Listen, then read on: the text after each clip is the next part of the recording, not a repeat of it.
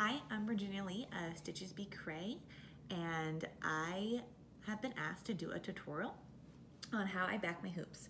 So the first step is have your finished hoop, needle and floss, a piece of felt. I prefer a stiffer type of felt that you've cut out to the outside of your inner circle of your hoop. So you just lay the inner hoop on whatever fabric you're using, and then you trace around it and then cut it out. Some pins to hold the felt on while you're stitching it, and then because this is a 3-inch hoop, and how I do the stitching, how I blanket stitch it on the back, I need 40 inches of floss to do so. Those noises are my toddler. He is running around and being silly. So first, we're going to gather the fabric in. So I always start at the top. So this is going to be a little bit backwards for you, but this is, the best I can do with my resources. And he is a bucket head right now. And it's just a loose, I wouldn't say loose, but about a running stitch all the way around. And you just pull, and I'm using all 6 strands of floss when I do this, and I just leave a tail because I'm going to be pulling it tight and tying it off that way.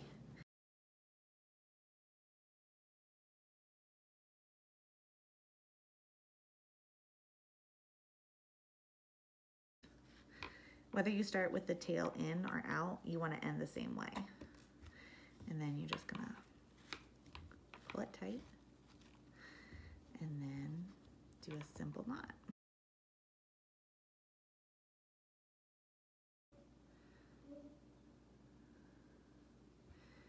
And then there we go. And then just cut the tail with my scissors. I don't cut them super short just in case something might happen. And that is how the back of my hoops look. And I might go and fix a couple of the almost pleats or puckers are a little wonky. I'll fix it. But now we are going to put the felt on the back. So I like to, I'm not perfect at cutting, so I just try to see which one will fit the back shape the most. And this is where you use your pins, because I could hold the felt in place as I'm trying to get it on, but I like to get it as tight as possible. Whoops. And to do that, the pins really help it because I can really get it in there.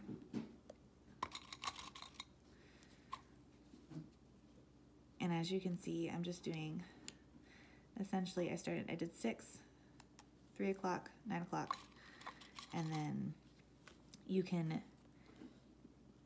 do 12 o'clock and then leave it for a while. It's not gonna do anything to it. Or you can take and leave it undone, and that's where you're gonna start your stitching. So I prepped up a bunch of hoops like this for Christmas because I gave away a ton of these little ornaments. And I just did, I had probably 10 or so that I had prepped up like this, and then I went and did the blanket stitch later, which was really nice. So I'm gonna take my 12 o'clock out, and this is my long 40-inch piece of floss. You just do a tight little knot on the bottom of your thread.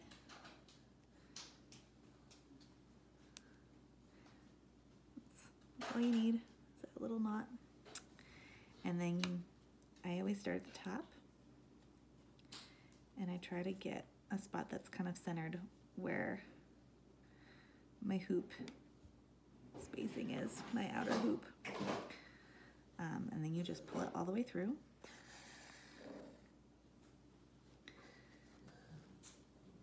And this is just on the felt. It's not attached to the fabric on the hoop yet. This is where we attach it to the fabric.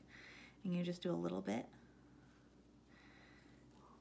And I pull this part through without grabbing my other floss that's holding my fabric in tight.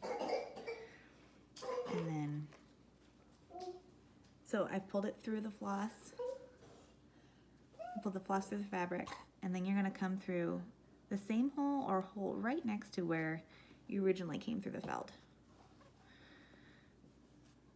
Try and untangle this so it doesn't make a mess of me as I pull it through.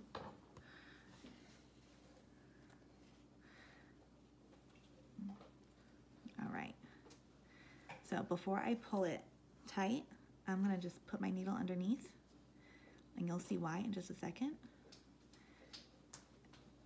and pull it snug straight up. And now this is where we're gonna create the blanket stitch all around. You're gonna go in right here. I wanna say my spacing is about 1/4 inch. Go in, you're gonna push through until you've picked up some of the Aida fabric. Push the needle up through.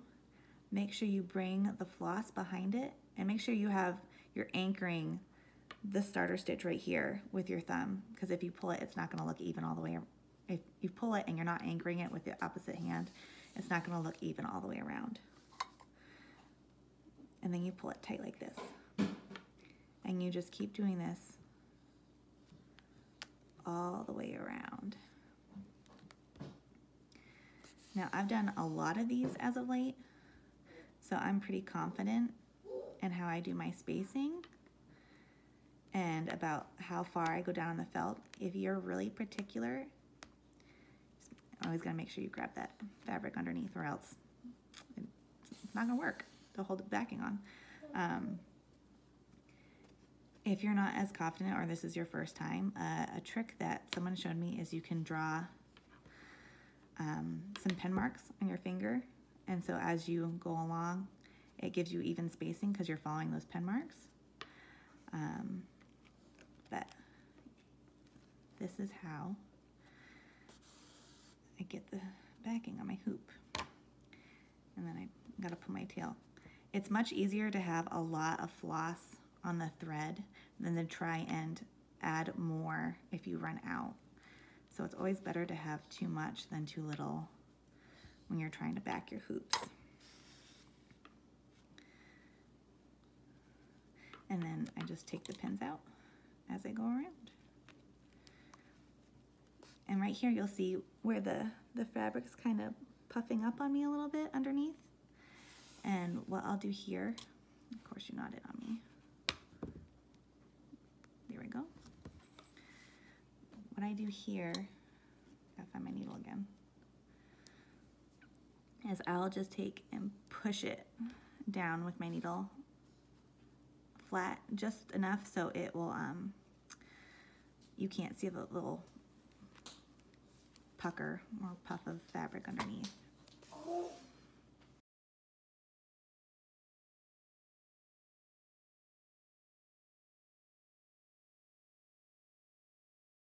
All right, so this is gonna be how I finish the hoop. And you're gonna hear my toddler probably play with his Dyson vacuum cleaner while we do this, and hopefully you can hear me over it. Okay.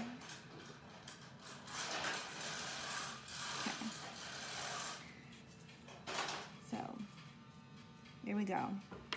All right, we are at the very end. I've done the whole hoop, and this is where we're gonna tie it off.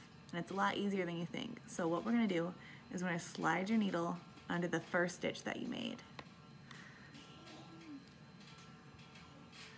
Okay, slide it under, and then pull it tight while you're anchoring this one with your thumb.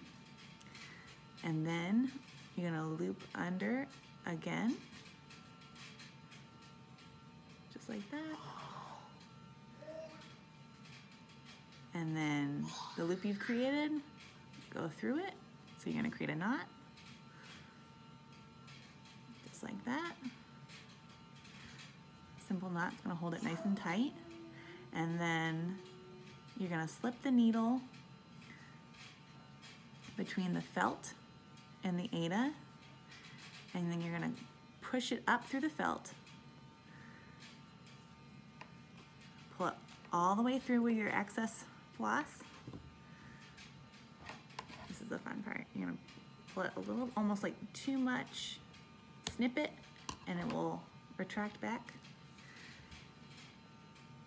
And there's your finished hoop.